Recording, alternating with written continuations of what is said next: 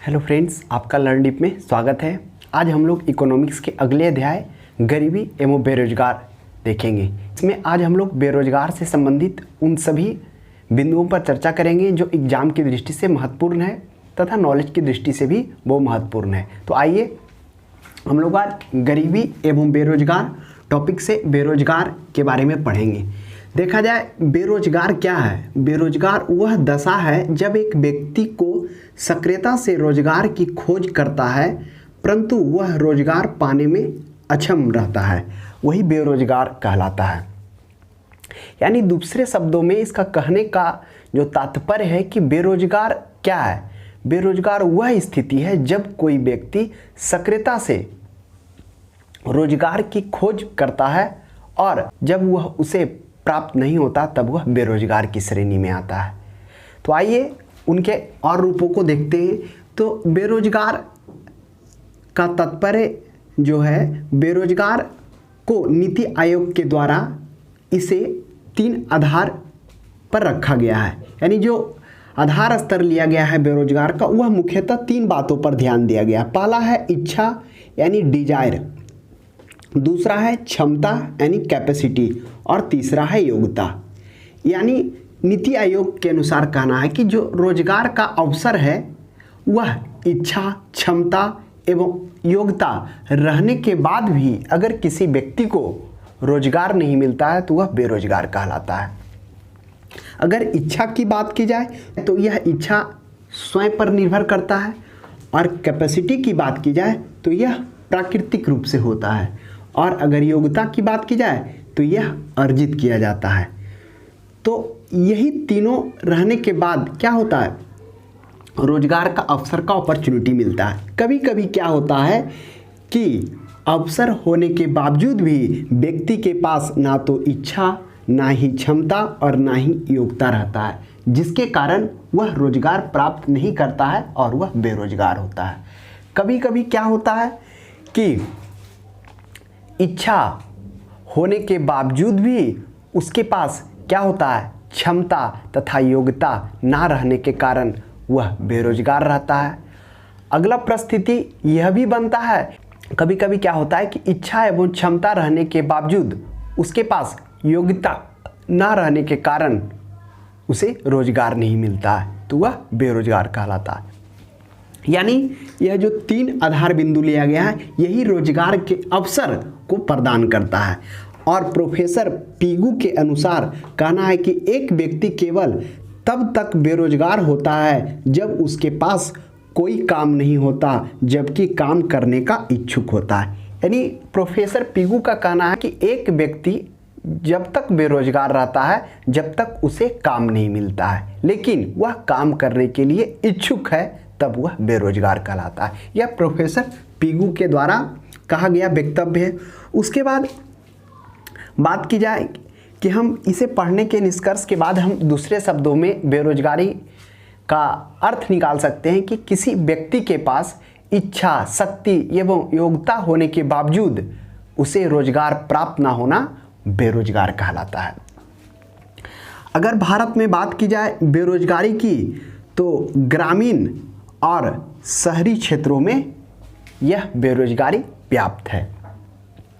अगर ग्रामीण बेरोजगारी की बात की जाए तो ग्रामीण स्तर में देखा जाए जो मुख्यतः होते हैं लगभग 50% से अधिक लोग वह कृषि पर आधारित हैं। यानी जो कृषि में जो योगदान है लोगों का वह यानी प्राथमिक क्षेत्र में वह 50% से अधिक लगभग 58.7% गांवों में जो है प्राथमिक क्षेत्र में उनका योगदान है और बाकी जो शेष हैं वह गैर कृषि में है। जैसे जो गैर कृषि में हो गया बढ़ई का, उसके बाद कुम्हार का, इन सभी कामों में वो लिप्त हैं। और बाकी जो कुछ बच गए 1/3 लोग वह क्या है, किसी दूसरे के यहाँ कार्य कर वह अपना जीवन निर्वाह कर रहे हैं। तो यह है ग्रामीण बेरोजगारी। यानी ग्रामीण में जो बेरोजगारी है, तो ग्रामीण बेरोजगारी में मुख्यतः 2 प्रकार के बेरोजगारी उत्पन्न होता है।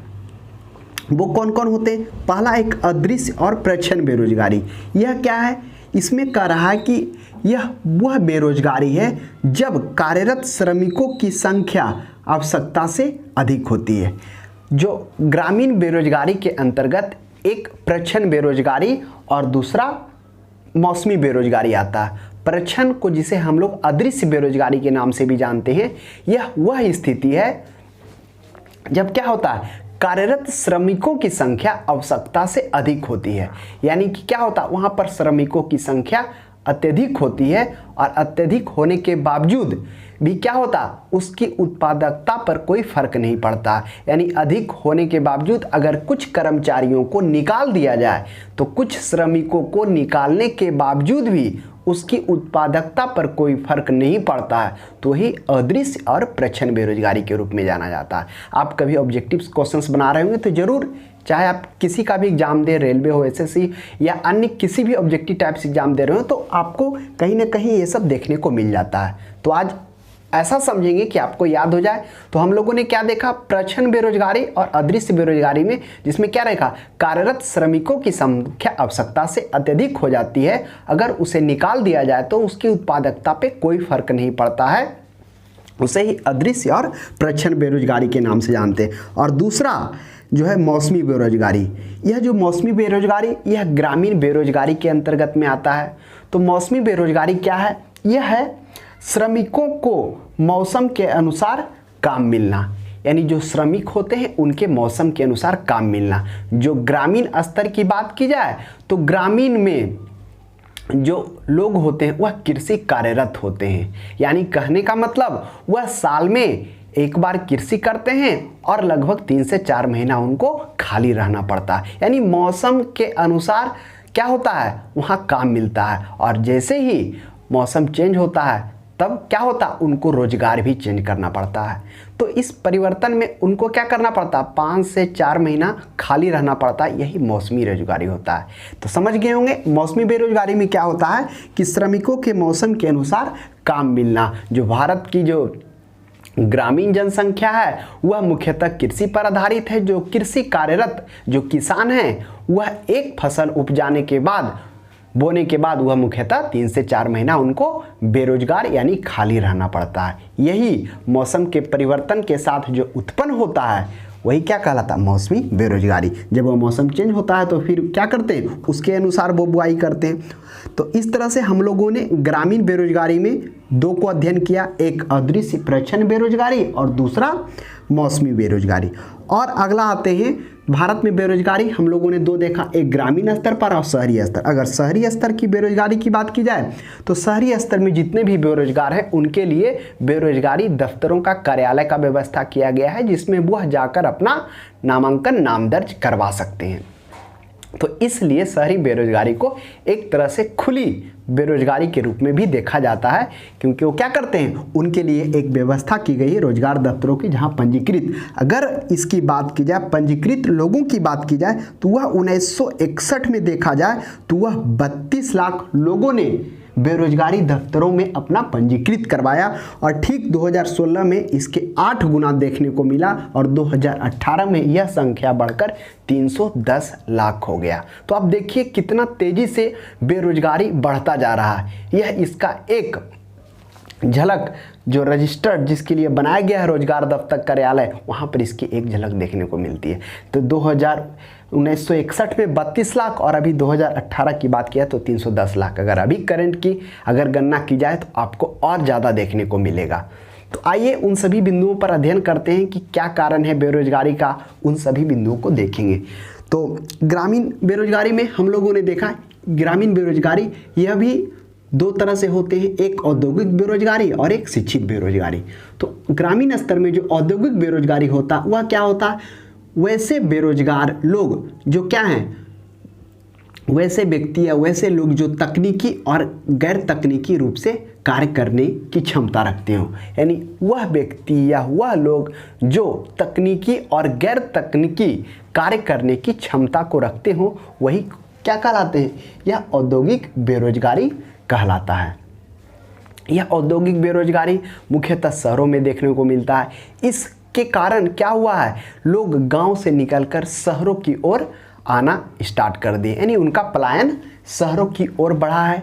तो इसके कारण क्या हो गया है, जनसंख्या भी बढ़ी है और जनसंख्या बढ़ने के कारण उद्योगों के लिए श्रमिकों की संख्या में भी वृद्धि हुई है। तो यह है क्या, औद्योगिक बेरोजगारी। किस तरह से लोग क्या किए, गांव से पलायन होकर शहरों की तरफ भागे और वहां भी क्या हो गया, उद्योग के विकसित होने के साथ श्रमिकों की संख्या में भी अत्यधिक वृद्धि हो गई, जो एक क्या बना, औद्योगिक बेरोजगारी के रूप में देखने को मिला। उसके बाद दूसरा है शिक्षित बेरोजगारी। यह क्या है, शिक्षित बेरोजगारी, जब पढ़े लिखे लोगों के द्वारा रोजगार ना प्राप्त कर पाना, यही शिक्षित बेरोजगारी कहलाता है। यानी शिक्षित बेरोजगारी वह बेरोजगारी है जिसमें किसी व्यक्ति के पढ़े लिखे होने के बावजूद भी उसे क्या हो, रोजगार प्राप्त ना होना, उसी को हम लोग कहते हैं शिक्षित बेरोजगारी। शिक्षित बेरोजगारी में देखा जाए क्या है कि धीरे धीरे क्या हो रहा है, जनसंख्या में वृद्धि होती जा रही है और इस जनसंख्या में वृद्धि होने के साथ साथ स्कूल, कॉलेज तथा विश्वविद्यालय की भी संख्या में वृद्धि होने के साथ साथ लोगों की साक्षरता यानी उसमें भी वृद्धि हो रही है। लोगों के पास डिग्रियां भी धीरे धीरे बढ़ती जा रही है। शिक्षित बेरोजगारी के अंतर्गत जो भारत है वह भारत क्या है, वह रोजगार परक, जो भारत की जो शिक्षा पद्धति प्रणाली है वह रोजगार परक ना होकर वह उपाधि परक है। जिस तरह से भारत में क्या हो रहा है, लोगों का जो रोजगार परक शिक्षा ना होकर उपाधि परक शिक्षा है। क्यों? क्योंकि हम लोगों ने देखा कि जिस तरह से जनसंख्या में वृद्धि हो रहा है, ठीक उसी तरह स्कूल, कॉलेज एवं विश्वविद्यालयों में संख्या में वृद्धि होने के साथ साथ में उनकी साक्षरता भी वृद्धि हो रही है और उस शिक्षित व्यक्ति के अनुसार भारत में रोजगार नहीं मिल पा रहा है। तो हम कह सकते हैं कि जो शिक्षित लोग और भारत में जो रोजगार का अवसर है, दोनों में काफ़ी असंतुलन है। तो यही असंतुलन के कारण क्या हुआ है, शिक्षित बेरोजगारी उत्पन्न हो गई है। तो हम लोगों ने देखा कि शहरी क्षेत्र में औद्योगिक बेरोजगारी तथा शिक्षित बेरोजगारी। उसके बाद हम लोग देखते हैं कि भारत के शहरों एवं गांवों में बेरोजगारी, यानी कुछ ऐसे बेरोजगारी हैं, कुछ ऐसे बिंदु हैं जो क्या हैं, भारत के शहरों एवं ग्रामीण दोनों स्तर पर व्याप्त बेरोजगारी है। तो उन पे हम लोग चर्चा करते हैं, इनसे प्रश्न पूछे जाते हैं। पहला है क्या है, खुली या अनैच्छिक बेरोजगारी। यह खुली या अनैच्छिक बेरोजगारी क्या है, यह है कि जो व्यक्ति प्रचलित मजदूरी दर पर काम करने को तैयार हो, वही खुली या अनैच्छिक बेरोजगारी कहते हैं। यह वह बेरोजगारी है जब कोई व्यक्ति क्या है, प्रचलित मजदूरी दर पर काम करने के लिए तैयार हो और उसे काम ना मिलता हो, तो वह क्या कहलाता है, वह अदृश्य, वह अनैच्छिक या खुली बेरोजगारी के अंतर्गत में उसे देखा जाता। वह अपने जीवन निर्वाह के लिए क्या होता है, किसी दूसरे व्यक्ति के आय पर आश्रित होता है और इसमें मुख्यतः खेतीहर मजदूर और शिक्षित व्यक्तियों आते हैं। और यह जो स्थिति है खुली एवं अनैच्छिक बेरोजगारी, यह वस्तुतः वहाँ पर उत्पन्न होती है जब ग्रामीण से लोग निकलकर शहर की ओर भागते हैं। तो उस परिस्थिति में, उस पलायन की स्थिति में यह अदृश्य या प्रच्छन्न बेरोजगारी उत्पन्न होता है। तो हम लोगों ने देख लिया प्रच्छन्न नहीं, अनैतिक बेरोजगारी, अनैच्छिक बेरोजगारी। उसके बाद दूसरा है संरचनात्मक बेरोजगारी। तो यह क्या होता है, संरचनात्मक बेरोजगारी है टेक्नोलॉजी में परिवर्तन के फलस्वरूप पुराने कारीगरों में अपेक्षित कुशलता नहीं रहता है। जो संरचनात्मक बेरोजगारी है, इसमें क्या होता है, टेक्नोलॉजी में परिवर्तन के कारण क्या होता है, उसके फलस्वरूप जो पुराने कारीगर में अपेक्षाकृत कुशलता नहीं रहती है।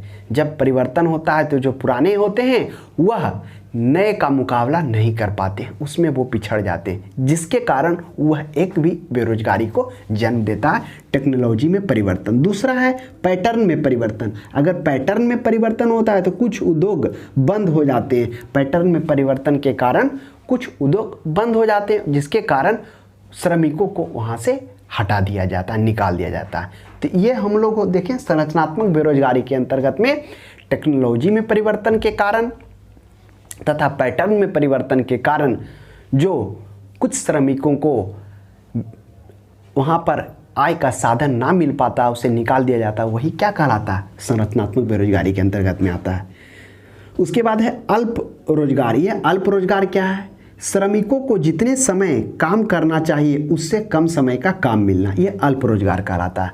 यानी श्रमिकों को जितने समय काम करना चाहिए उससे कम समय का जो काम मिलता है वही अल्प रोजगार के अंतर्गत में आता है।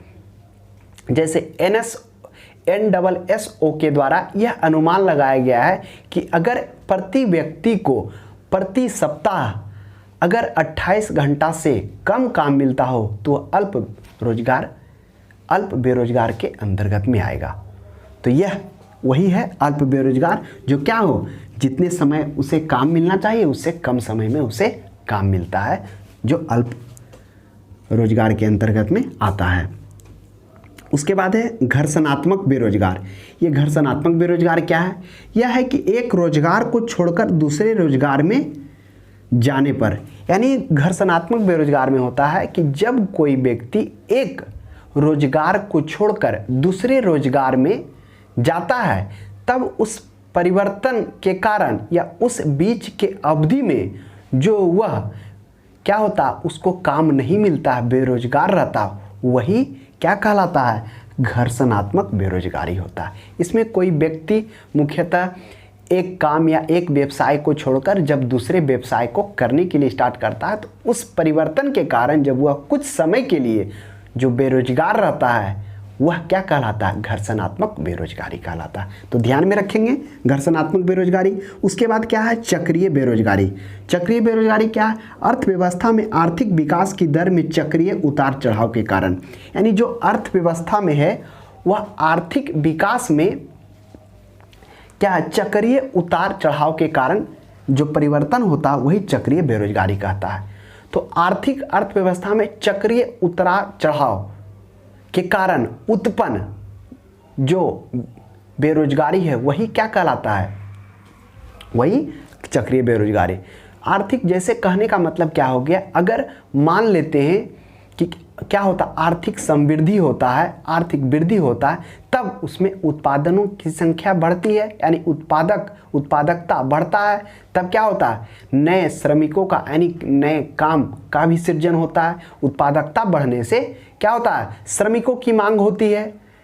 व्यवसाय भी उत्पादकता बढ़ने से क्या होता है? मांग भी बढ़ता है। लेकिन जब क्या होता, उत्पादकता घटती है, यानी जब मंदी होता, आर्थिक मंदी आता है, तब क्या होता, उत्पादकता कम होती है और उस कम के कारण बहुत सारे श्रमिकों को निकाल दिया जाता है और उसी के कारण जो बेरोजगारी उत्पन्न होता है उसी को हम सब घर्षणात्मक नहीं, चक्रीय बेरोजगारी के नाम से जाने जाते हैं। इसमें मुख्यतः जो चक्रीय उतार चढ़ाव जो अर्थव्यवस्था का है, इसमें कौन कौन होते हैं?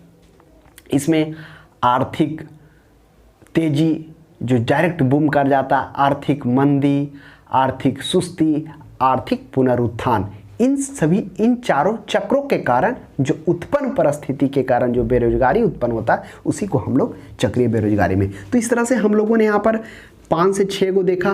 पहला हम लोगों ने खुली देखा, खुली अनैच्छिक बेरोजगारी। एक बार चीज़ों को रिकॉल करते हैं। खुली में हम लोगों ने क्या देखा कि जब कोई व्यक्ति प्रचलित मजदूरी दर पर काम करने को तैयार हो फिर भी उसे काम नहीं मिलता हो, तब उसे अपने जीवन निर्वाह के लिए किसी दूसरे व्यक्ति की आय पर निर्भर रहना पड़ता है, तब वह क्या होता है? खुली या अनैच्छिक बेरोजगारी के अंतर्गत आता है। इसमें कौन कौन आते हैं? खेतीहर मजदूर आते हैं, शिक्षित व्यक्ति आते हैं, तथा जब गांव से निकलकर लोग शहरों की ओर जाते हैं उस समय जो परिस्थिति उत्पन्न होती है उनके साथ, वह खुली या अनैच्छिक बेरोजगारी के अंतर्गत में। उसके बाद खुली या अनैच्छिक बेरोजगारी के बाद हम लोगों ने क्या देखा? संरचनात्मक बेरोजगारी। संरचनात्मक बेरोजगारी में हम लोग क्या देखे कि टेक्नोलॉजी में परिवर्तन के कारण जो पुराने कारीगर में जो परिवर्तन के कारण जो नए आते हैं उससे अपेक्षित कम कुशलता रहने के कारण वह क्या हो जाते हैं? सामना नहीं कर पाते हैं। दूसरा, पैटर्न में परिवर्तन के कारण कुछ उद्योग धंधे बंद हो जाते हैं जिसके कारण श्रमिकों को क्या कर दिया था? बाहर कर दिया जाता था। यह है संरचनात्मक बेरोजगारी। तो 2 हम लोग देखे, एक देखे अनैच्छिक, दूसरा संरचनात्मक और तीसरा अल्प रोजगार। अल्प रोजगार में हम लोगों ने क्या देखा कि वैसे व्यक्ति या श्रमिकों को जितने समय के लिए काम करना चाहिए उससे कम समय के लिए काम मिलता है तो वही अल्प रोजगार के अंतर्गत में आता है, जिसमें NSSO के द्वारा अनुमान किया गया है कि प्रति व्यक्ति को प्रति सप्ताह अगर 28 घंटा से कम काम मिलता हो तो वह अल्प रोजगार के अंतर्गत में आएगा। उसके बाद घर्षणात्मक बेरोजगारी में हम लोगों ने क्या देखा, इसमें हम लोगों ने देखा कि एक रोजगार को छोड़कर, यानी जब कोई व्यक्ति एक रोजगार को छोड़कर दूसरे रोजगार प्रारंभ करता है या उसमें जाता है तो उस परिवर्तन के कारण या उस बीच के अवधि में जब वह बेरोजगार रहता है वही घर्षणात्मक बेरोजगारी कहलाता है।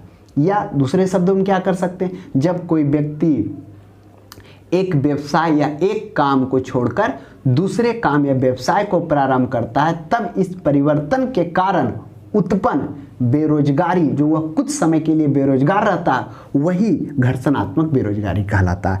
चक्रीय बेरोजगारी में हम लोगों ने क्या देखा, इसमें देखा अर्थव्यवस्था में आर्थिक विकास दर की चक्रीय उतार चढ़ाव के कारण जो उत्पन्न बेरोजगारी होता है वह चक्रीय बेरोजगारी कहता है। इसमें क्या हम लोगों ने देखा कि जब आर्थिक समृद्धि होती है तब उत्पादकता बढ़ जाता है, तब मांग भी बढ़ जाता है, तब रोजगार का सृजन होता है। जब आर्थिक मंदी होती है तो उत्पादकता कम हो जाता है और बेरोजगारी यानी कम उसको आवश्यकता पड़ता है तो बेरोजगारी उत्पन्न होता है। तो इस तरह से हम लोगों ने 5 प्रकार के बेरोजगारी जो गांव एवं शहरों में व्याप्त है उसे हम लोगों ने देखा और आप इसे ध्यान में देखेंगे, इससे प्रश्न पूछा जाता है। उसके बाद हम लोग देखते हैं भारत में बढ़ती हुई बेरोजगारी। भारत में बढ़ती हुई बेरोजगारी का क्या कारण है, तो उस बिंदुओं पर चर्चा करते हैं। पहला कारण है जनसंख्या में तीव्र वृद्धि। यह जनसंख्या में तीव्र वृद्धि भी भारत में बेरोजगारी का एक प्रमुख कारण है। देखा जाए कि जिस प्रकार से 1991 में 83 करोड़ था और 2001 की बात की जाए तो 102 करोड़ हो गया और 2011 में यह 121 करोड़ हो गया और अभी 21 वाला आना बाकी ही है। देखिए कितना पहुंचता है। तो जनसंख्या वृद्धि भी एक क्या रहा, बेरोजगारी में महत्वपूर्ण योगदान दिया। उसके बाद कृषि एक मौसमी व्यवसाय है, यानी जो हमारा जो देश है उसमें जो ग्रामीण लोग हैं वह मुख्यतः किस पर आधारित हैं, वह कृषि क्षेत्र में आधारित हैं। तो कृषि एक मौसमी व्यवसाय है जिसे हम लोगों ने देखा कि कृषि क्षेत्र में काम करने वाले या कृषि से जुड़े हुए कार्यरत श्रमिक या कार्यरत किसान क्या करते हैं, वह 3 से 4 महीना बेरोजगार रहते हैं। यानी एक फसल के बुआई करने के बाद वो क्या रहते हैं, उनको 3 से 4 महीना बेरोजगारी का सामना करना पड़ता है, उनके पास कोई काम धंधा नहीं होता। तो वह भी एक कारण है कृषि का मौसमी व्यवसाय होना। उसके बाद कुटीर एवं लघु उद्योग का निम्न विकास। कुटीर और लघु उद्योग का क्या है, उतनी मात्रा में पर्याप्त विकास ना किया गया जिससे कि वह कम स्तर के लोगों को भी क्या करे, रोजगार उपलब्ध कराए। तो इसका निम्न विकास होना। फिर कम बचत तथा निवेश होना। यह कम बचत जब हम लोग प्रोफेसर नार्गे का देखे थे उसमें भी इसकी चर्चा किए थे कि जो विशियस सर्किल है उससे निकलने के लिए क्या है, कम आय है तो कम बचत हुआ तो कम निवेश हुआ। तो यह भी कम बचत के साथ कम निवेश का होना भी यह क्या है, एक प्रकार से बढ़ती बेरोजगारी का कारण है। उसके बाद हम लोग देखेंगे बेरोजगारी के परिणाम।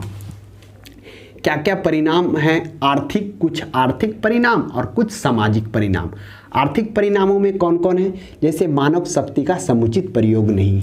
इसमें क्या किया गया, मानव शक्ति का समुचित प्रयोग नहीं है। जिस प्रकार से भारत में संसाधन व्याप्त हैं तो उस मानव शक्ति की समुचित जनसंख्या होने के बावजूद भी उसके अनुसार उसका प्रयोग नहीं किया गया है।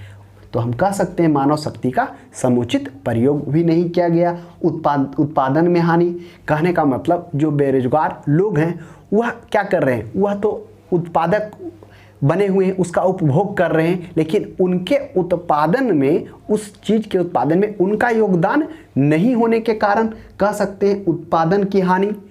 तो वह अगर वैसा विकास होता तो उस उत्पादन में उस व्यक्ति का योगदान होता तो उसका आय में बढ़ोतरी होता। जब आय में बढ़ोतरी होता तो ऑटोमेटिक वह निवेश भी करता और बचत भी करता, तो उत्पादन में हानि। उसके बाद पूंजी निर्माण में गिरावट। जब वह व्यक्ति उपभोग उस वस्तु का कर रहा है तो उस उपभोग के कारण उत्पादन में ना योगदान देने के कारण वह क्या हुआ, उसके पूंजी निर्माण में भी गिरावट आया। जो उसके पास पूंजी आना चाहिए वह भी नहीं आया। तो ये सब कारण रहा आर्थिक। सामाजिक कारण कुछ देखा जाए तो यह है जीवन का निम्न गुणवत्ता। तो जो क्या है, आय बेरोजगार होने के कारण जो जीवन है वह क्या होता है, निचले स्तर पर चला आता है। जो समृद्धि होना चाहिए, जो वृद्धि होना चाहिए, वह नहीं आ पाता, वह निम्न गुणवत्ता का हो जाता। उसके बाद अत्यधिक असमानता। अत्यधिक असमानता किस प्रकार से है? बेरोजगारी वह परिस्थिति है जो क्या होता है, जो व्यक्ति को निर्धन और धनी दो भागों में विभक्त कर देता है। तो वह भी क्या है, एक प्रकार से असमानता का जन्म देता। उसके बाद सामाजिक अशांति। सामाजिक अशांति किस प्रकार से? सामाजिक अशांति के तो बहुत सारे कारण हैं, लेकिन हम कह सकते हैं कि जो बेरोजगार के कारण जो आत्मा निराश हुआ, वह भी उस सामाजिक अशांति में एक कारण बना।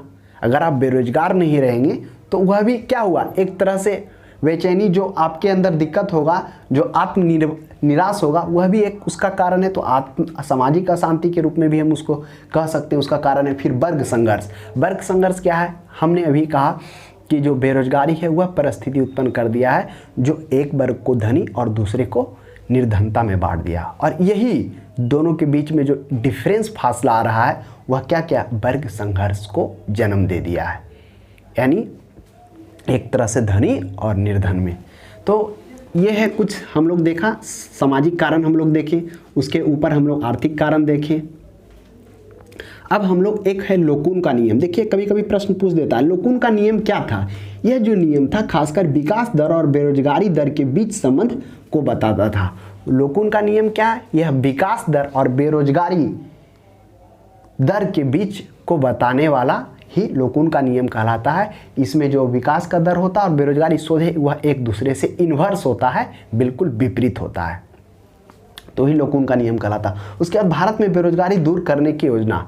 अब क्या हो गया, हम लोगों ने देख लिया कि बेरोजगारी क्या है, बेरोजगारी किन स्तरों पर है। तो हम लोगों ने देखा कि कुछ ग्रामीण स्तर पर हैं और कुछ शहरी क्षेत्र में हैं। फिर हम लोगों ने देखा कौन कौन से बेरोजगारी व्याप्त हैं, बेरोजगारी के कारण क्या है, परिणाम क्या है। तब हम लोग देखते हैं कि भारत सरकार के द्वारा बेरोजगारी को दूर करने के लिए कुछ महत्वपूर्ण योजनाएं, कुछ महत्वपूर्ण कार्यक्रम चलाए गए जिससे क्या हो सके, बेरोजगारी को दूर किया जा सके। तो आइए उन योजनाओं पर देखते हैं कौन कौन से। पहला है प्रधानमंत्री कौशल विकास योजना। यह जो है प्रधानमंत्री कौशल विकास योजना, यह युवाओं के लिए चलाया गया था। इसमें यह 15 जुलाई 2015 को स्टार्ट किया गया था। इसमें रखा गया था कि 2016 से 2020 तक क्या किया जाए, लगभग 1 करोड़ युवाओं को प्रशिक्षित करने की बात की गई थी। उसके बाद है प्रधानमंत्री रोजगार प्रोत्साहन योजना।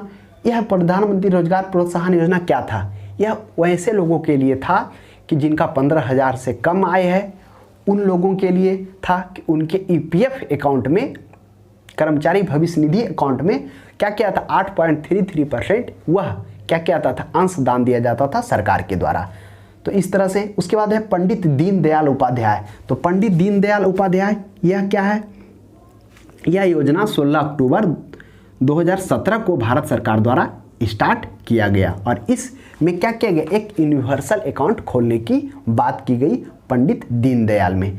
उसके बाद है प्रधानमंत्री युवा योजना। प्रधानमंत्री युवा योजना यह खासकर युवाओं को ध्यान में रखते हुए लाया गया था। यह 5 वर्षों में 2016-17 से 2020-21 तक की अवधि में इसमें लगभग 499 करोड़ यानी 500 करोड़ निवेश की बात की गई थी, तथा यह जो 499 करोड़ होगा जिसके में तहत 3050 संस्थानों के माध्यम से 7 लाख से अधिक प्रशिक्षकों को उद्यमशीलता प्रशिक्षण देना, यह क्या रखा गया था, लक्ष्य रखा गया था। किसका? प्रधानमंत्री युवा योजना को।